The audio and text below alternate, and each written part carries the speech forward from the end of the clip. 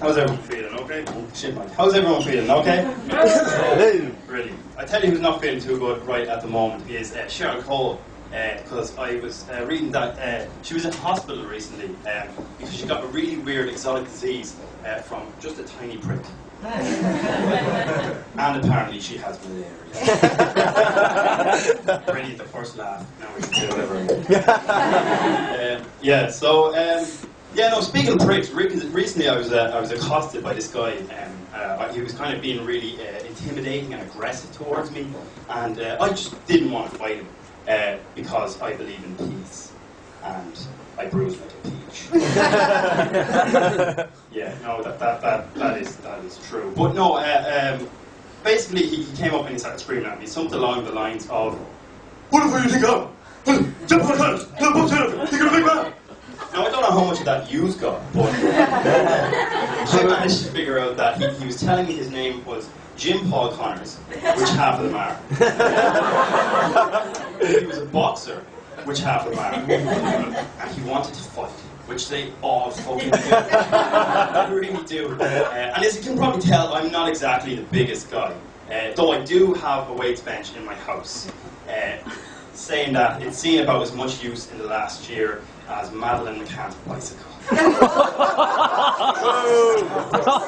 can tell with that line, I've just alienated my entire audience, except for her parents who are down the back pissing themselves.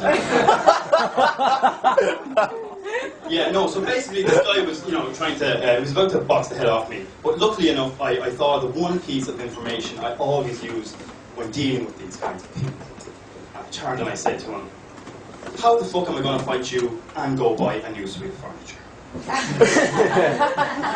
The change was instantaneous.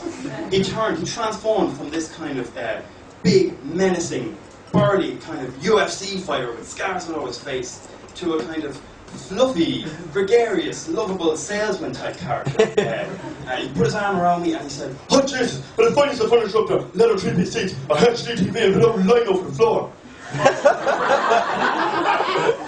which was great, except that just at that moment, I thought of the second piece of information I always use when dealing with these kinds of people.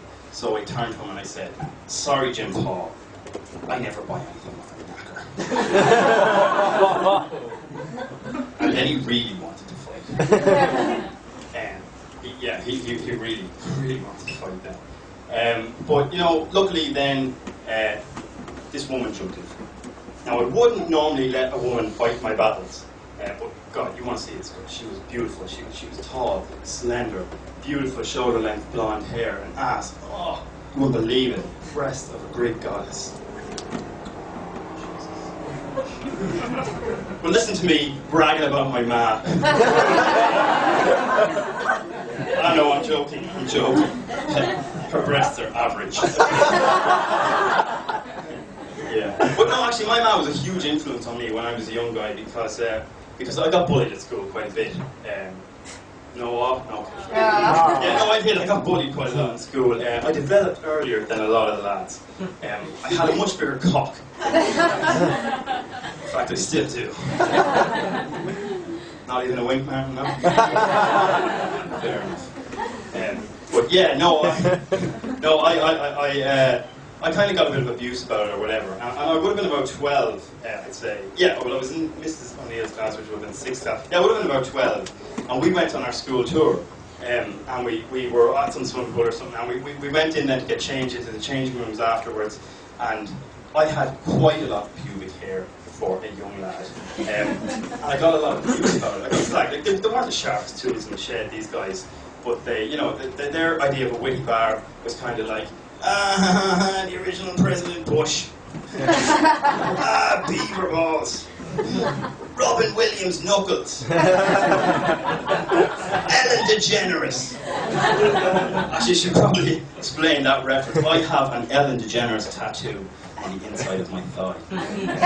Just in case you thought it was an obscure reference. Which it is. Hey man. That was fine, but I was really kind of, you know, embarrassed about this and whatever, and I just kind of legged it back to the bus. But it worked out great because I got a lot of positive attention from a lot of the ladies. They were kind of coming up and they were winking at me and flirting with me a little bit. And one even came and sat down beside me.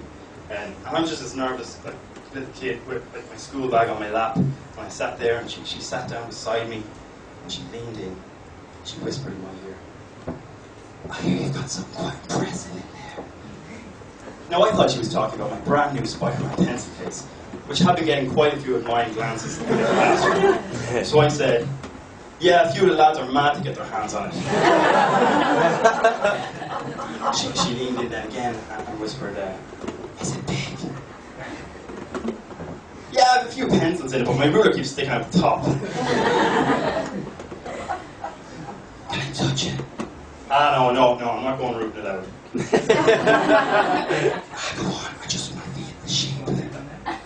So she reached her hand down by my bag and rested it on my inner thigh, right on Ellen's face. And she started moving her hand back and forth, back and forth, back and forth. And I said, "Hey, that's not my..." "Ooh.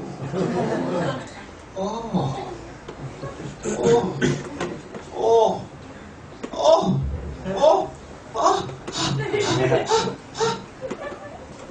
And then she stopped. I said to her, "Would you stop?" She said nothing. She just leaned in, kissed me, got up, and walked away. That was the last time I ever saw Mrs. O'Neill. I think she's stopped teaching soon. Listen, thanks very much. You guys have been great.